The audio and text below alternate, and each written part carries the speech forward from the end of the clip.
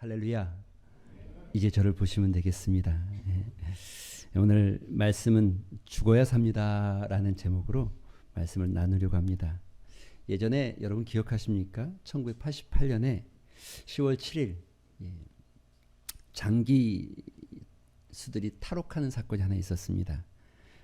탈주 사건이 일어나서 백주 대낮에 추격전이 벌어지기도 하고 급기야 서울에 있는 북가자동 한 집에 탈주범들이 들어갑니다. 그리고 그 집 주인을 붙잡고 인질극을 벌이게 되어지죠. 소위 말하는 한국판 프리즌 브레이크라고 말하는 여러분 지강현 또 안강술 또 강영일이라는 이 탈옥수들 기억하십니까? 이 사건이 유명해진 것은 지강현이라는 사람이 마지막 한마디였죠. 유전 무죄, 무전 유죄. 그리고 스스로 목숨을 끊죠. 그럴만도 한 게 그 당시 50 시절 그 새마을 운동 중앙회의 총재로 있었던 정경환이라는 분이 수십억 원, 지금으로 말하면 수백억 원에 해당하겠죠. 공금을 횡령하고 탈세 혐의가 있었습니다. 그런데 그 형량이 매우 가벼웠어요. 지강현은 범죄가 이 제목이 상습절도입니다. 그런데 형량이 무려 17년. 화가 났죠. 탈주하고 유전무죄, 무전유죄. 이런 말이 있습니다. 인생이란 결코 공평하지 않다. 이 사실에 익숙해져라. 제가 한 말이 아니고 여러분 잘 아시는 빌 게이츠, 마이크로소프트의 빌 게이츠라는 분이 이 얘기를 했죠. 굳이 뭐 빌 게이츠 말이 아니더라도 우리가 이 말에 사실 어느 정도 몸소 느끼지 않습니까? 정직한 사람이 복 받는다. 금도끼, 은도끼 이야기는 옛날 이야기죠. 요즘은 출발선부터 소위 달라져서 금수저, 흑수저 나눠지는 시대. 우리 사회는 빈부격차가 큽니다. 불공평한 이 빈부격차가 OECD 34개국 중에 23번째에 해당됩니다. 그런데 여러분, 이 불공평한 세상에서 모두에게 공평한 일이 있습니다. 그것이 무엇입니까? 죽음. 죽음은 모든 사람에게 공평하고 죽음에는 예외가 없습니다. 아무리 많은 것을 가지고 있든 아무리 잘났든 상관없이 죽음은 공평합니다. 여러분 그 사건 기억하십니까? 저는 가끔 죽음의 이야기를 하면 그 성산문의 이 처형 직전의 시가 생각이 납니다. 그 단종이 이 숙부인 수양대군에 의해서 왕위를 찬탈당하고 상왕으로 내앉죠. 사실은 뭐 전혀 실세가 아니었죠. 그런데 이 단종의 보기를 꿈꿨던 사람들이 계획을 짰는데 그만 들통이 났어요. 그래서 그 사람들이 다 죽임을 당하는데 대표적인 인물이 뭐 성산문이나 또는 그 당시에 누구죠? 성산문 등등 뭐 유응부 뭐 이런 충신들인데 그 6명을 사육신이라고 하는데 성산문이 처형장으로 가는 길에 시를 한 수 읊습니다. 이렇게 읊었죠. 격고 체인명 북소리 둥둥둥 이내 목숨 재촉하는데 회도 일욕사 고개를 돌려 바라보니 서산의 해는 지려하네 황첨 무일점 저승으로 가는 길에는 주막이 하나도 없다거늘 그냐 숙수가 오늘 밤에는 누구네 집에서 묵고 가야 하나. 굉장히 처절하죠. 모든 것을 다 빼앗긴. 죽음은 모든 것을 다 빼앗아 갑니다. 삶의 희망, 미래, 성공, 자신의 재산 아무것도 남김없이 죽음은 모든 것을 앗아가는 사건입니다. 죽음에 대한 이야기 속에 또 하나의 작품이 있죠. 전 개인적으로 톨스토이를 좋아하는데 톨스토이가 10년간 슬럼프에 빠졌다가 10년 만에 책을 한 권 씁니다. 그게 이반 일리치의 죽음이라는 책이죠. 이 책 이반이 소위 판사로서 출세가도를 달리다가 그만 불치병을 앓게 됩니다. 그런데 이 불치병 판정을 받고 이반이 마음이 너무너무 상한 것은 주변의 사람들이 그렇게 자기와 친했던 사람들이 다 돌아보지 않고 가식과 위선뿐인 모습, 톨스토이는 그렇게 기록하고 있죠. 그러면서 이반 일리치가 죽음에 이르면서 자기 심경의 변화가 많이 일어납니다. 처음엔 죽음을 부정했다가 어떻게든 살기 위해 노력했다가 하지만 그 노력은 연이어 실패하고 죽어가는 자신을 대하는 사람들의 이중성 앞에서 그는 자신이 무던히 지키고 싶었던 그 삶에 대해서 허망함을 깨닫게 됐죠. 그리고 삶에 있어 진정 중요한 것이 무엇인지를 생각하게 만드는 책 이반 일리치의 죽음. 죽음을 마주할 때 진정한 삶의 가치를 부각시켜주는 이 책의 아주 묘미죠. 여러분 죽음 앞에서 인생은 모두가 다 이와 같을 것 같습니다. 왜 인간에게 죽음이 왔습니까? 왜 인간이 죽을 수밖에 없습니까? 로마서 5장에는 이렇게 말합니다. 그러므로 한 사람으로 말미암아 죄가 세상에 들어왔고 죄로 말미암아 사망이 들어왔나니 이와 같이 모든 사람이 죄를 지었으므로 사망이 모든 사람에게 이르렀다. 한 사람으로 말미암아 사망이 들어왔다. 그리고 그로 인해서 모두가 죽을 수밖에 없다. 그런데 그렇게 사망 아래에 있던 인류에게 놀라운 소식, 복음에 선포되어진 것입니다. 그들이 죽지 않고 다시 살 수 있는 기쁜 소식. 예수 그리스도. 아담 한 사람으로 말미암아 죽음이 찾아왔는데 이제 예수 그리스도 한 사람으로 말미암아 생명이 주어진다는 거죠. 예수님은 인간이 당해야 될 저주와 형벌을 대신 지시고 십자가상에서 죽으신 것입니다. 사람들은 예수 그리스도의 이 죽음 앞에 좌절하고 절망하지만 예수님은 죽음을 깨시고 다시 부활하셨습니다. 할렐루야. 이런 이야기들을 하면 사람들이 믿지를 않습니다. 어떻게 이런 일이 일어날 수 있어? 말도 안 되지.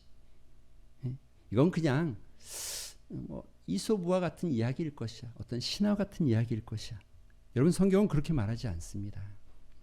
요한복음 20장에 보면 제자들이 여인들의 말을 듣고 무덤으로 달려갑니다. 예수님께서 부활하셨다라는 소식을 듣고 무덤으로 달려갑니다. 그 사건이 요한복음 20장에 나옵니다. 베드로보다 빨리 도착한 제자들이 굽으려 무덤 안으로, 우리 무덤은 땅 밑으로 시신을 장사 지내지만 이 중동 이스라엘 지방은 이 동굴같이 석회 동굴 안에 시신을 안치하고 큰 돌로 입구를 막는 것이 주로 무덤의 형태입니다. 돌이 열려져 있고 그래서 그 무덤 안에 들어가기 위해서 머리를 숙여서 그 안으로 들어갔다는 거죠. 들어가 보니 20장 5절에 보면 세마포 놓인 것을 보았다. 그리고 나중에 시몬 베드로도 따라와서 조금 늦게 머리를 숙여서 그 무덤 안에 들어갔는데 세마포는 놓여 있고 세마포는 우리가 말하는 수입니다. 수이. 세마포는 놓였는데 희한한 게 하나 있는 거예요. 머리를 감쌌던 세마포는 다른 한쪽에 곱게 개어져 있다는 거죠. 사람들은 말합니다. 예수 그리스도가 죽은 게 아니라 기절한 것이다. 또는 누군가가 예수 그리스도의 시체를 가져가고 부활하셨다라고 말하는 것이다. 그런데 이 세마포 놓인 것을 성경이 기록하고 있는 이유는 그렇게 할 수 없다는 것을 분명히 말하는 거죠. 세마포가 놓였고 머리에 계신 것. 그러니까 예수님 부활하셔서 세마포 그대로 놓였고 머리에 묶었던 세마포만 따로 한쪽에 놔뒀다는 거죠. 누군가 업고 갈 수가 없었다는 거죠. 빈 무덤, 그것은 죽음이 아니라 예수 그리스도의 부활을 상징하는 것이고 나타내는 것입니다. 뿐만 아닙니다. 여러분, 부활이 없다고 말하지만 지금 우리는 예수 그리스도의 부활을 보지 못했지만 예수님 당시에는 수많은 사람들이 부활을 목격했다라고 기록하고 있습니다. 고린도전서 15장에 보면 이렇게 기록되어 있습니다. 게바에게 보이시고 시몬에게 보이시고 후에 12제자에게 한 명이 아니라 12명에게 보이셨다. 뿐만 아닙니다. 그 후에 500여 명의 형제들에게 그것도 일시에 보이셨다. 그리고 이 성경에 기록될 당시의 상황을 보면 이렇죠. 그 중에 지금까지도 살아있다. 여러분, 이게 거짓말일 수 있습니까? 우리는 지금 보지 못했기 때문에, 그러나 이 성경에 기록된 당시의 사람들은 이 말을 할 때에 이미 이것을 보고 또 목도한 사람이 살아있다는 거죠. 살아있는 사람들이, 지금까지 살아있는 사람들이 대다수다.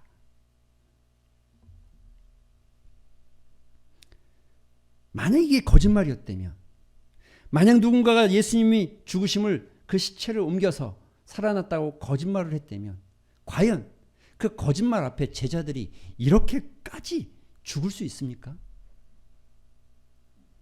베드로는 심지어 나는 예수님처럼 죽을 수 없다고 거꾸로 매달린 십자가에 죽었고, 도마는 기도하던 중에 뒤에서 긴 장대창으로 목을 관통하면서 순교당했습니다.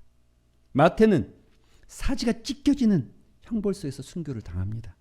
안드레는 십자가가 아니라 X자형에 처형되어지고 매달려서 죽습니다. 마가는 사지가 밧줄에 묶여 질질 끌려다니다가 순교합니다. 빌립은요, 뜨거운 불에 화형 가운데 순교합니다. 만약 이게 정말 거짓말이었다면 이렇게까지 죽어가면서까지 그 거짓말을 참말이라고 말할 수 있겠습니까?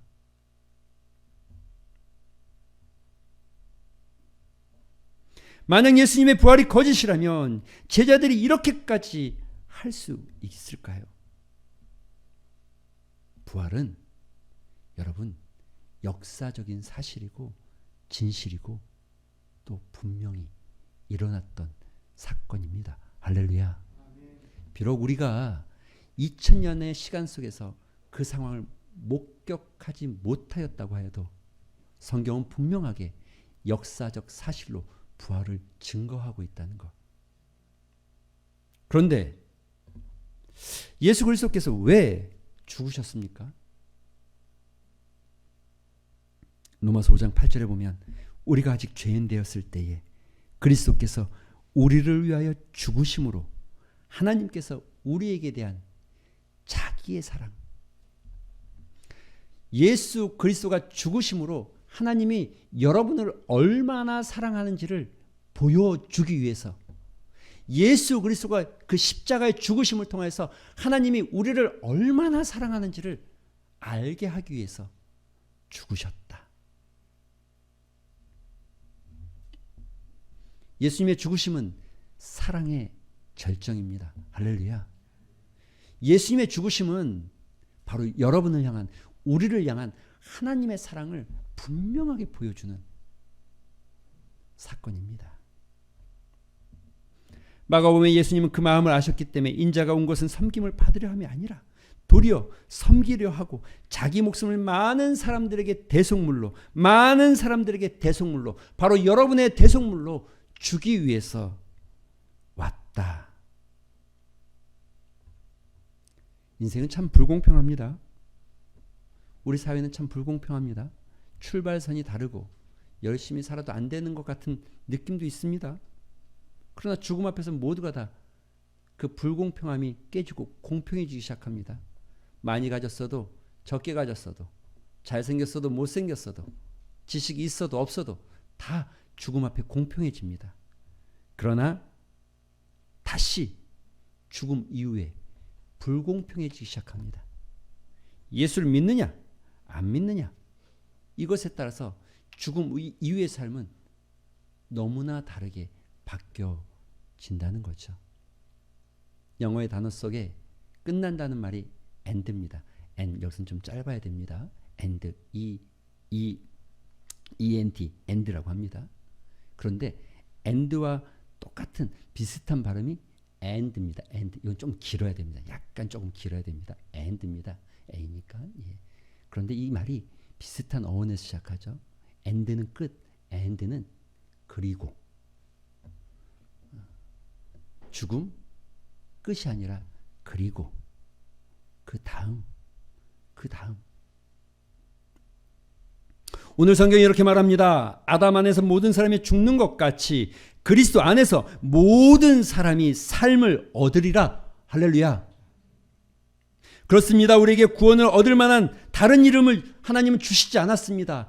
불공평한 세상에서 공평해지지만 그러나 다시 우리는 불공평한 세상으로 들어갈 때 우리에게 생명을 주시는 이름은 오로지 예수 그리스도 한 분입니다.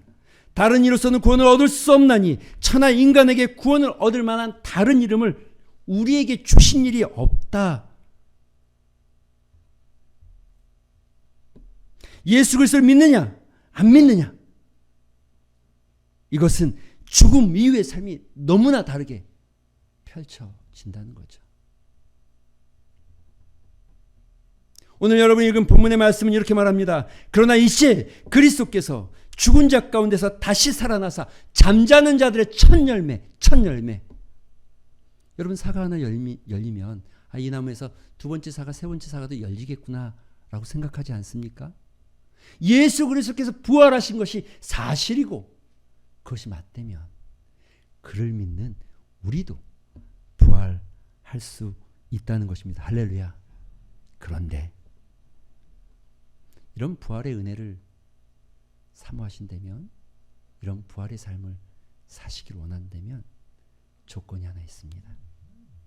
죽어야 된다는 것. 죽어져야 된다는 것. 죽어야 부활하는 것입니다. 죽지 않고 다시 살 수 있는 방법은 없습니다. 완전히 죽어져야, 죽음의 고통을 맛보아야만 그 후에 부활의 경험, 이 놀라운 감격을 경험하게 되는 거죠. 예수 그리스도를 믿는 하나님의 자녀로서 우리가 이 세상을 살면서 예수님처럼 완전히 자기 자신이 죽는 삶, 우리의 고집, 우리의 욕심, 우리의 자존심, 우리의 자아가 주님의 십자가 앞에서 완전히 죽어지기 시작할 때,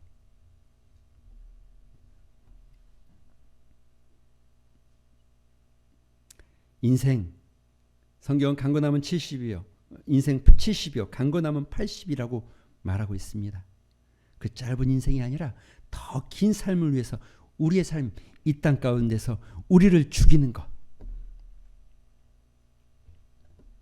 내 생각을 죽이고, 내 마음을 죽이고, 내 욕심을 죽이고, 내 자아를 포기할 때 우리에게 영생의 기쁨을 소유하는 삶을 살게 되어진다는 것이죠. 세상 사는 동안 주님을 믿음으로 그리스도의 고난에 참여하시고, 그 고난에 참여함으로 갈라디아서 2장 20절처럼 내가 그리스도와 함께 십자가에 못 박혔나니 그런즉 이제는 내가 산 것이 아니요, 그런즉 이제는 내가 산 것이 아니요, 그런즉 이제는 내가 산 것이 아니요, 오직 내 안에 그리스도께서 사시는 것이라. 이제 내가 육체 가운데 사는 것은 나를 사랑하사 나를 위하여 자기 몸을 버리신 하나님의 아들을 믿는 믿음 안에서 사는 것이라. 이 고백이 날마다 여러분의 삶에서 이루어지기를 주님의 이름으로 축원합니다. 우리를 위해 죽으신 예수 그리스도를 믿는 믿음으로 사는 것입니다. 우리를 위해서 죽으신 그 예수 그리스도 사랑을, 그 사랑 안에서 사는 것입니다. 이 한 주간도, 이 한 달도 우리에게 남겨진 시간, 그 믿음을 따라 우리를 죽이고 예수 그리스도가 살아나는 놀라운 역사를 여러분의 삶과 여러분의 영혼 안에서 경험하시게 되기를 다시 한번 주님의 이름으로 축원드립니다. 우리 말씀을 생각하면서 한번 기도하는 시간 갖도록 하겠습니다. 기도하실 때에 주님, 내 인생을, 내 욕심을, 내 이기심을, 내 자존심을 죽여주시옵소서. 그리고 주님과 함께 살아가는 새로운 삶이 되게 하시고 새로운 인생이 되게 하시고 주님과 동행하는 부활의 삶이 되게 하여 주시옵소서. 이런 말씀 가지고 우리 말씀을 생각하면서 잠시 한번 우리 합심해서 기도하는 시간 같습니다. 기도합니다. 아버지 하나님 감사합니다. 우리가 참 부족하고 연약한 자들이지만 주님 우리를 찾아주시고 불러주셔서 우리 가운데 함께하여 주시고 이 땅 가운데서 아버지 죽어야 살아날 수 있다는 이 놀라운 복음의 메시지를 듣게 하시니 감사합니다. 살려고 발부둥 치는 것이 아니라 죽기 위해 발부둥 치게 하여 주시옵소서. 내 욕심을 죽이고 내 이기심을 죽이고 내 자아를 죽이고 나의 나된 것을 버리고 오로지 복음으로 다시 태어나며 예수 그리스도의 십자가를 통해서 다시 세워지는 인생 되게 하여 주시옵시고 우리가 살아가는 삶의 순간순간들이 온전히 예수 그리스도로 인하여서 새 생명을 얻고 살아가는 인생 되게 하여 주시옵소서. 주님, 우리를 위해서 십자가에 죽으시고 3일 만에 부활하신 주님, 그 부활의 첫 열매가 되시며 믿음 안에 있는 자들이 이와 같이 부활의 기쁨을 소유할 수 있다고 우리에게 놀라운 복음을 들려주심을 감사합니다. 부활의 기쁨을 소유하기 위해서 죽는 자 되게 하여 주시옵소서. 죄악된 내 인생이 죽게 하여 주시옵시고 내 안에 가득 차 있는 내 욕심이 죽게 하여 주시옵시고 시기심과 이기심으로 가득한 내 자아가 죽어지는 삶이 되게 하여 주시옵소서. 그로 인하여서 믿음으로 다시 살아가는 하나님과 동행하며 십자가의 길을 가는 믿음의 삶을 살 수 있도록 주님 축복하여 주시옵소서. 이 부활의 은혜가 우리의 삶과 우리 가정 가운데 넘쳐나기를 소망하며 우리 구주 예수 그리스도의 이름으로 기도합니다. 아멘.